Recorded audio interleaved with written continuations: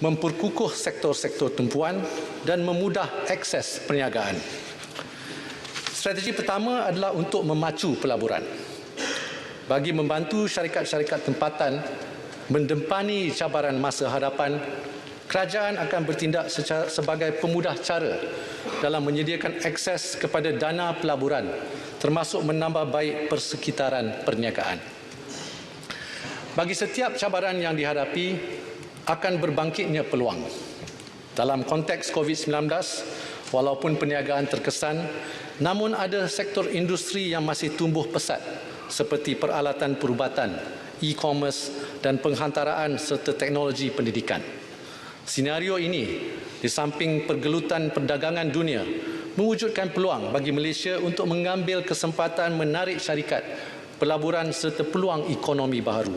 Ini antara tumpuan kerajaan di bawah matlamat 2 ini.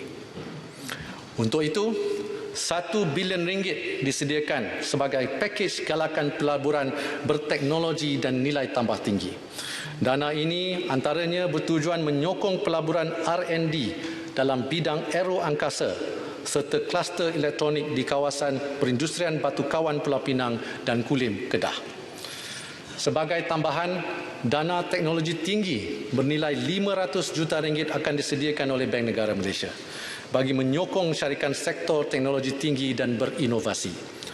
Penyediaan dana ini akan membolehkan Malaysia kekal kompetitif dalam rantaian nilai global serta memelihara ekosistem rantaian bekalan dan melindungi pekerjaan kemahiran tinggi.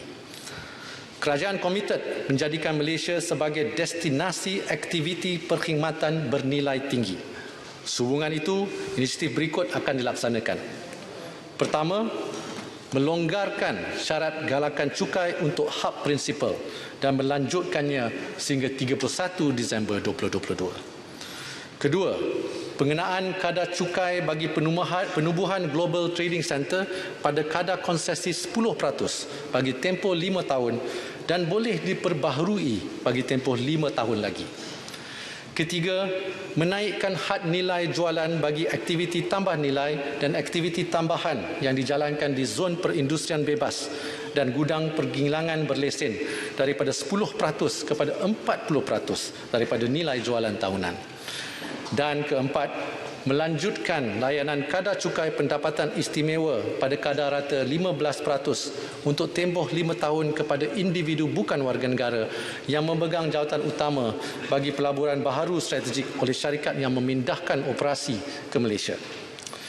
Melalui penjana, kerajaan telah menawarkan kadar cukai istimewa kepada syarikat penghilang terpilih yang memindahkan lokasi perniagaan ke Malaysia dan membuat pelaburan baharu.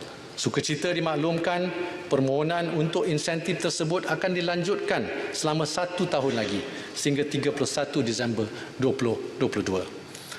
Skop galakan cukai turut diperluas kepada syarikat dalam sektor perkhidmatan terpilih yang memberi kesan pengganda signifikan dengan pemberian kadar cukai pendapatan kosong hingga 10% untuk tempoh 10 tahun. Satu kajian menyeluruh ke atas struktur galakan cukai sedia ada sedang dilaksanakan bagi menyediakan rangka kerja galakan pencukaian yang kompetitif, telus dan lebih menarik. Bagi memberi ruang kepada kajian tersebut, galakan cukai sedia ada yang akan tamat pada tahun ini akan dilanjutkan sehingga 2022. Lanjutan tempoh ini merangkumi galakan cukai aktiviti MRO bagi aero angkasa, pembinaan dan pembaikan kapal, status Bionexus dan galakan cukai bagi koridor pembangunan ekonomi. Datuk Yang di-Pertua, Skim Pembangunan Nasional bernilai RM1.4 bilion oleh Bank Pembangunan Malaysia akan diperkenalkan bagi menyokong pelaksanaan pembangunan rantaian bekalan domestik dan meningkatkan penghasilan produk tempatan seperti peralatan perubatan. Selain itu, Skim Pembangunan Maritim dan Logistik, Skim Pembiayaan Pembangunan Mampan, Skim Infrastruktur Pelancongan dan Dana Pengangkutan Awam akan dilanjutkan sehingga 31 Disember 2023 dengan ketersediaan dana sebanyak RM3.7 bilion. Daripada keseluruhan dana skim-skim tersebut, 500 juta ringgit dikhususkan kepada usahawan Bumiputera bagi meningkatkan pelibatan dalam sektor utama. Seterusnya, untuk terus membantu PKS terkesan, kemudahan bantuan dan pemulihan bersasar bernilai 2 bilion ringgit di bawah BNM akan diperkenalkan melalui pinjaman daripada institusi perbankan. Datuk Yang di-Pertua, semasa sesi jelajah belanjawan ke kawasan perindustrian di seluruh Malaysia, isu utama yang dibangkitkan ialah keperluan menambah baik infrastruktur. Bagi meningkatkan daya saing industri, sukacita saya mengumumkan inisiatif seperti berikut. Pertama, 100 juta ringgit bagi penyelenggaraan infrastruktur kawasan perindustrian. Kedua, 42 juta ringgit di bawah program Jendela bagi menambah baik kesaling hubungan internet di 25 kawasan perindustrian. Ketiga, pembangunan sebuah loji rawatan air di daerah Kubang Pasu bagi menyokong keperluan pelaburan projek zon ekonomi sempadan khas Kota Perdana di Bukit Kayu Hitam Kedah dan penduduk di kawasan tersebut. Dan keempat, 45 juta ringgit diperuntukkan bagi memenuhi keperluan pembekalan air bagi sektor petrokimia yang tertumpu di zon perindustrian Gebeng. Kerajaan akan melaksanakan kemudahan Authorised Economic Operator atau AEO ni di peringkat nasional bertujuan mempermudah proses akreditasi AEO dan diperluas kepada pembekal perkhidmatan logistik dan operator gudang yang diluluskan. Selain itu, bagi menambah baik kecekapan perniagaan rentas sempadan dan meningkatkan produktiviti sektor logistik, Jabatan Kastam Diraja Malaysia akan mengintegrasikan 43 agensi pengeluar permit dan lesen dagangan dalam platform AEO. Datuk Yang di-Pertua, dalam usaha menyokong perkembangan sains dan teknologi, kerajaan memperuntukkan 400 juta ringgit khusus untuk tujuan R&D yang melibatkan beberapa kementerian dan agensi. Bagi mewujudkan ekosistem R&D yang lebih kompetitif, galakan cukai bagi aktiviti pengkomersialan hasil R&D berasaskan bukan sumber akan diperkenalkan semula. Dan galakan cukai bagi aktiviti pengkomersialan hasil R&D oleh institusi penyelidikan awam akan diperluaskan kepada institusi pengajian tinggi swasta.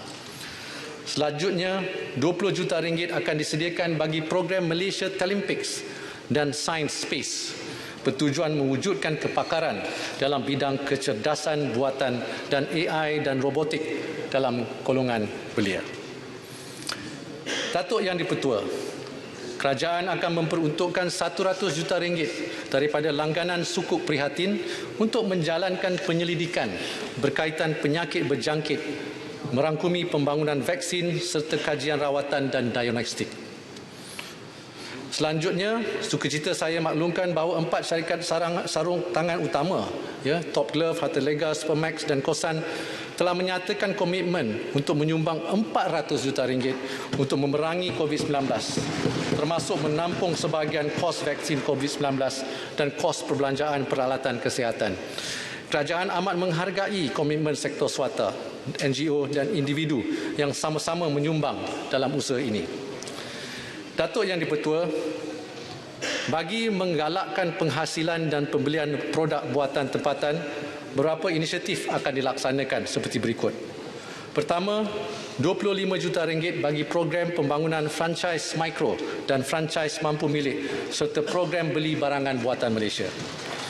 Kedua, 150 juta ringgit bagi program latihan dan bantuan penjualan serta peralatan digital kepada 100,000 usahawan tempatan untuk beralih kepada khidmat digital di bawah kempen e-dagang PKS dan PKS Micro.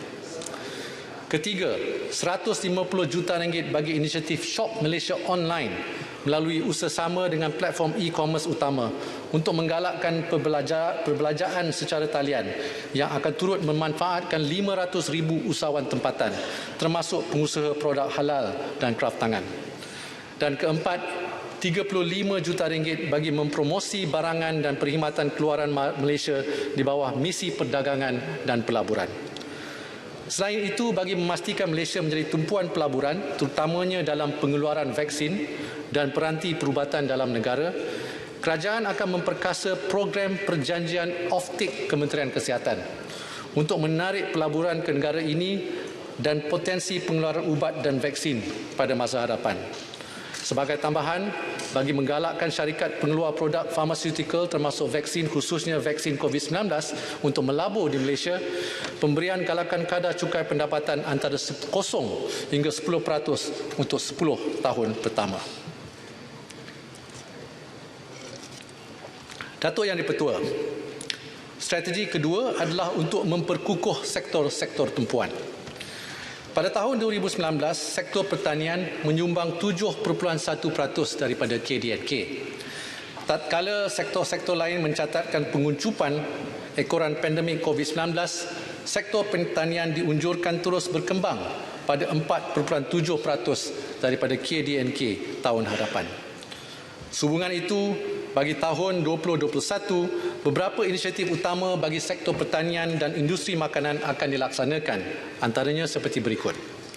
Pertama, perluasan program kebun komuniti kepada komuniti separa bandar dan luar bandar dengan peruntukan berjumlah 30 juta ringgit.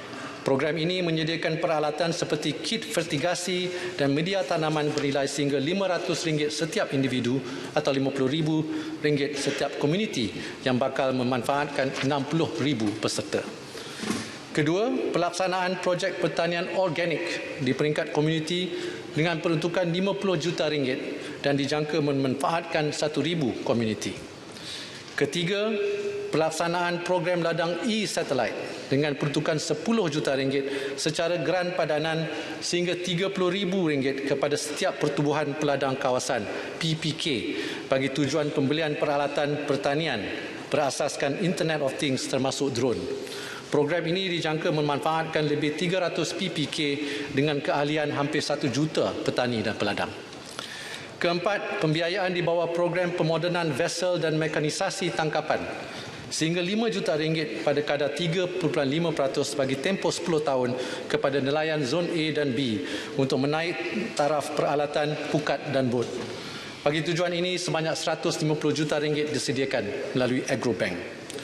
Kelima, pembiayaan di bawah program modernisasi rantaian nilai agro makanan sehingga RM1 juta pada kadar 3.5% bagi tempoh 10 tahun kepada pengusaha pertanian untuk perolehan peralatan dan teknologi berteraskan IR 4.0.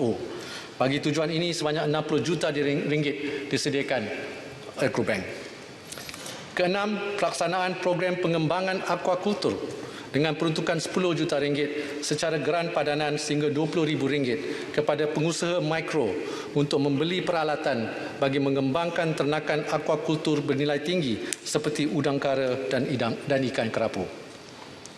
Dan ketujuh, pelaksanaan projek pertanian dan peternakan berimpak dan bernilai tinggi dengan peruntukan RM100 juta melalui kerjasama dengan kerajaan negeri seperti projek tanaman nanas di Johor dan ternakan udang galah di Negeri Sembilan. Datuk Yang di-Pertua, sektor komoditi merupakan sektor utama yang menyediakan input kepada pelbagai produk hiliran bernilai tambah tinggi dan menjana pendapatan ekspor negara. Sebagai usaha memperkukuh kelangsungan pelbagai sektor komoditi, bagi tahun hadapan langkah-langkah berikut akan dijalankan. Pertama, meneruskan program pemilikan sijil minyak sawit mampan dengan peruntukan RM20 juta bagi merancakkan pertumbuhan dan meningkatkan daya saing industri sawit negara. Geran padanan sebanyak RM30 juta untuk menggalakkan pelaburan dalam mekanisasi dan otomasi akan diperkenalkan. Kedua, menyediakan insentif pengeluaran latex sebanyak RM16 juta secara padanan bagi menggalakkan pengeluaran latex yang memerlukan waktu kerja lebih panjang berbanding pengeluaran kaplam yang bakal dimulakan di negeri Pahang, Terengganu dan Kelantan. Dan ketiga, membuka kawasan perindustrian perabot di Pagoh bagi merancakkan industri perkayuan dan menambah peluang pekerjaan. Selain itu, dalam rancangan Malaysia ke-12, kerajaan juga akan menyediakan dana pusingan berjumlah RM500 juta bagi program pinjaman pembangunan ladang hutan. Dana pinjaman ini khusus untuk pembangunan ladang hutan yang berkeluasan 4 hektar dan ke atas. Datuk Yang di-Pertua, Kerajaan sedar bahawa sektor pelancongan, terutamanya syarikat penerbangan, merupakan antara sektor yang paling terkesan. Sehubungan itu, kerajaan akan menyediakan program latihan dan penempatan semula bagi 8,000 kaki tangan dari syarikat penerbangan di Malaysia dengan peruntukan sebanyak 50 juta ringgit. Kerajaan juga akan menyediakan peluang pekerjaan kepada 500 orang daripada komuniti setempat dan orang asli sebagai juru pandu pelancong di semua taman negara bagi merancangkan segmen pelancongan. Seterusnya, bagi memastikan ketersediaan tempat tumpuan pelancong, sebanyak 50 juta ringgit disediakan bagi kerja-kerja penyelenggaraan dan baik pulih kemudahan pelancongan di seluruh negara. Sejumlah 20 juta ringgit juga diperuntukkan bagi menambah baik infrastruktur dan mempergiat promosi kampung-kampung budaya di negeri Terengganu, Melaka, Sarawak dan Negeri Sembilan. Selain itu, 10 juta ringgit diperuntukkan bagi memastikan bangunan warisan kebangsaan seperti bangunan Sultan Abdul Samad dan Karkosa Seri Negara juga akan terus kekal terpelihara dan menjadi ikon pelancongan. Industri pelancongan kesihatan berpotensi sebagai pelaburan baharu negara. Untuk itu, kerajaan memperuntukkan 35 juta ringgit kepada Malaysia Healthcare Travel Council bagi meningkatkan daya saing industri pelancongan kesihatan tempatan. Kerajaan juga akan melanjutkan pengecualian cukai pendapatan bagi ekspor perkhidmatan jagaan kesihatan swasta sehingga tahun 2022. Kerajaan mendengar keluhan para peniaga dan penjaja di Sabah yang terjejas teruk ekoran kekurangan kehadiran pelancong. Sehubungan itu, sukacita kerajaan mengumumkan geran khas prihatin tambahan sebanyak RM1,000 akan diberikan kepada peniaga dan penjaja di Sabah. Geran khas ini juga akan diberikan kepada pemandu taksi, e-hailing, kereta sewa dan pemandu pelancong di Sabah. Bagi membantu mengurangkan beban aliran tunai syarikat yang masih terjejas, pengecualian levy tabung HRDF akan diberikan selama 6 bulan berkuat kuasa 1 Januari 2021. Pengecualian tersebut akan meliputi sektor pelancongan dan syarikat yang terjejas COVID-19. Datuk Yang di-Pertua, strategi ketiga adalah untuk mengutama otomasi dan pendigitalan. Bergerak ke hadapan, kerajaan akan menumpukan kepada produktiviti jangka panjang melalui penggunaan teknologi baharu bagi mempercepat transformasi ke arah ekonomi berpendapatan tinggi. Kerajaan melalui Bank Pembangunan akan melaksanakan skim transformasi pendigitalan industri bernilai RM1 bilion bertujuan untuk merancangkan aktiviti pendigitalan dan ketersediaan dana sehingga 31 Disember 2023. Selain itu, bagi menyokong aktiviti automasi dan modernisasi, dana tambahan berjumlah RM150 juta disediakan di bawah skim geran pendigitalan SME dan geran otomasi. Syarat kelayakan geran ini turut dilonggarkan kepada PKS Mikro dan syarikat pemula yang telah beroperasi selama 6 bulan. Datuk Yang di-Pertua, strategi keempat adalah untuk memudah akses pembiayaan. Melalui pakej prihatin dan penjana, RM1.9 bilion dana pinjaman mudah telah disediakan bagi membantu PKS dan PKS Mikro yang sukar mendapatkan akses pembiayaan. Bagi menggalakkan perniagaan berstatus mikro dan kecil dalam kalangan Bumiputera beranjak ke kategori yang lebih tinggi, SME Bank akan menyediakan kemudahan pembiayaan skim Lestari Bumi dengan dana berjumlah RM300 juta.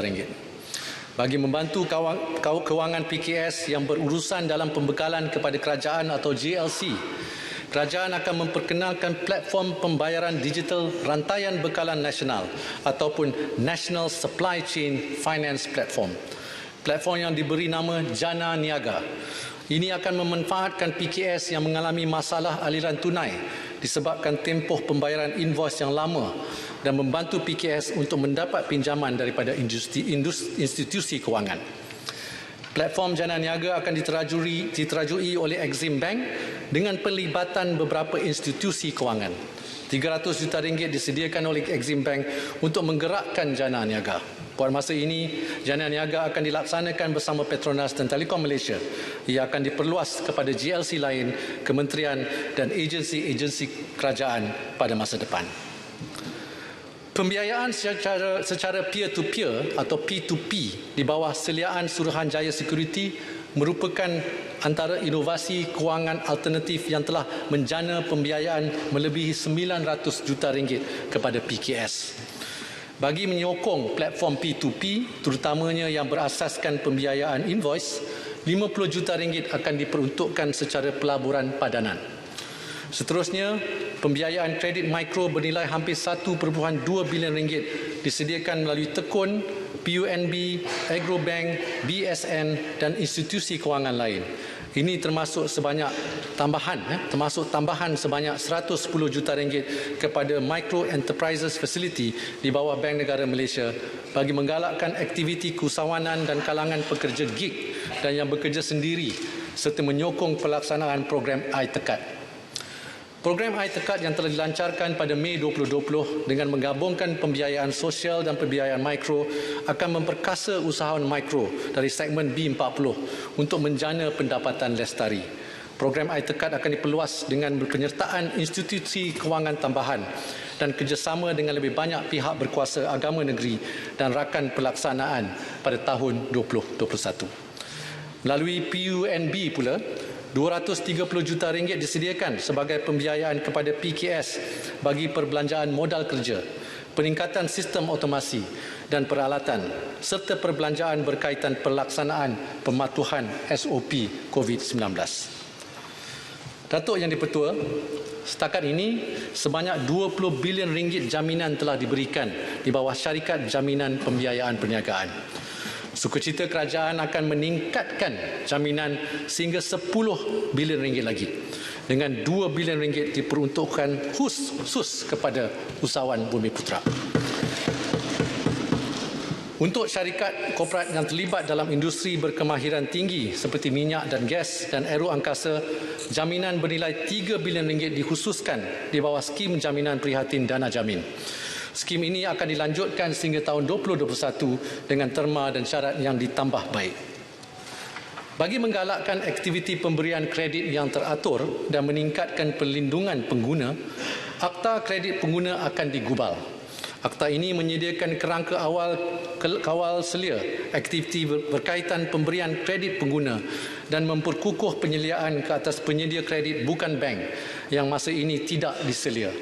Bank Negara Malaysia dan Suruhanjaya Security akan menerajui usaha menggubal kawal selia penyedia kredit pengguna. Datuk Yang di-Pertua, equity crowdfunding atau ECF merupakan antara kaedah pembiayaan alternatif terutamanya untuk syarikat startup berteknologi. Bagi menggalakkan lebih ramai pelabur individu menyertai pembiayaan menerusi platform ECF, pengecualian cukai pendapatan 50% daripada amaun pelaburan baru atau terhad kepada RM50,000 akan diberikan. RM30 juta juga diperuntukkan secara geran padanan untuk dilabur ke dalam platform ECF di bawah seliaan Suruhanjaya Security.